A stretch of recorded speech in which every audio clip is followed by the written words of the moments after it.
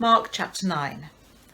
And he said to them, "Truly I tell you, some who are standing here will not taste death before they see that the kingdom of God has come with power."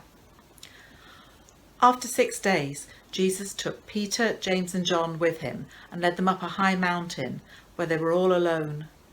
There he was transfigured before them. His clothes became dazzling white, whiter than anyone in the world could bleach them. And there appeared before them Elijah and Moses, who were talking with Jesus. Peter said to Jesus, "Rabbi, it's good for us to be here. Let us put up 3 shelters, one for you, one for Moses and one for Elijah." He didn't know what to say, they were so frightened. Then a cloud appeared and covered them, and a voice came from the cloud, "This is my son, whom I love. Listen to him." Suddenly, when they looked around, they no longer saw anyone with them except Jesus. As they were coming down the mountain, Jesus gave them orders not to tell anyone what they had seen until the Son of Man had risen from the dead. They kept the matter to themselves, discussing what rising from the dead meant. And they asked him, "Why do the teachers of the law say that Elijah must come first?" Jesus replied, "To be sure, Elijah does come first and restores all things. Why then is it written that the Son of Man must suffer much and be rejected? But I tell you, Elijah has come, and they've done to him everything they wished, just as it is written about him." When they came to the other disciples, they saw a large crowd around them, and the teachers of the law arguing with them. As soon as all the people saw Jesus, they were overwhelmed with wonder and ran to greet him. "What are you arguing with them about?" he asked. A man in the crowd answered, "Teacher, I brought you my son who is possessed by a spirit that has robbed him of speech. Whenever it seizes him, it throws him to the ground. He foams at the mouth, gnashes his teeth, and becomes rigid. I asked your disciples to drive out the spirit, but they could not." "You unbelieving generation," Jesus replied, "how long shall I stay with you? How long shall I put up with you? Bring the boy to me." So they brought him. When the spirit saw Jesus, it immediately threw the boy into a convulsion. He fell to the ground and rolled around, foaming at the mouth.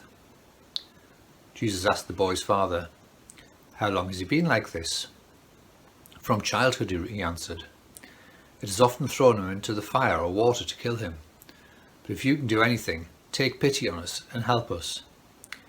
"If you can," said Jesus, "everything is possible to one who believes." Immediately the boy's father exclaimed, "I do believe. Help me overcome my unbelief." When Jesus saw that the crowd was running to the scene, he rebuked the impure spirit. "You deaf and mute spirit," he said, "I command you to come out of him and never enter him again." The spirit shrieked, convulsed him violently, and came out. The boy looked so much like a corpse that many said, "He's dead." But Jesus took him by the hand and lifted him to his feet, and he stood up. After Jesus had gone indoors, his disciples asked him privately, "Why couldn't we drive him out?" He replied, "This kind can come out, but only by prayer." They left that place and passed through Galilee. Jesus did not want anyone to know where they were, because he was teaching his disciples. He said to them, "The Son of Man is going to be delivered into the hands of men. They will kill him, and after 3 days he will rise." But they didn't understand what he meant and were afraid to ask him about it. They came to Capernaum. When he was in the house, he asked them, "What were you arguing about on the road?" But they kept quiet, because on the way they'd argued about who was the greatest. Sitting down, Jesus called the 12 and said, "Anyone who wants to be first must be the very last and the servant of all." He took a little child whom he placed among them.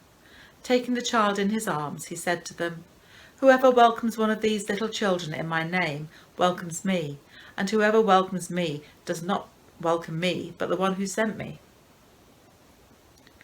"Teacher," said John, "we saw someone driving out demons in your name, and we told him to stop because he was not one of us."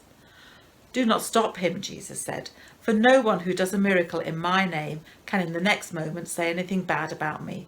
For whoever is not against us is for us.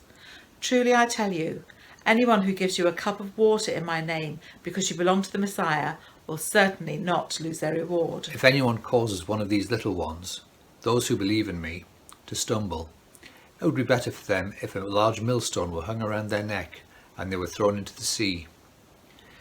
If your hand causes you to stumble, cut it off. It is better for you to enter life maimed than with 2 hands to go to hell, where the fire never goes out. And if your foot causes you to stumble, cut it off. It is better for you to enter life crippled than to have 2 feet and to be thrown into hell. And if your eye causes you to stumble, pluck it out. It is better for you to enter the kingdom of God with 1 eye than to have 2 eyes and be thrown into hell, where the worms that eat them do not die and the fire is not quenched. Everyone will be salted with fire. Salt is good, but if it loses its saltiness, how can you make it salty again? Have salt among yourselves, and be at peace with each other.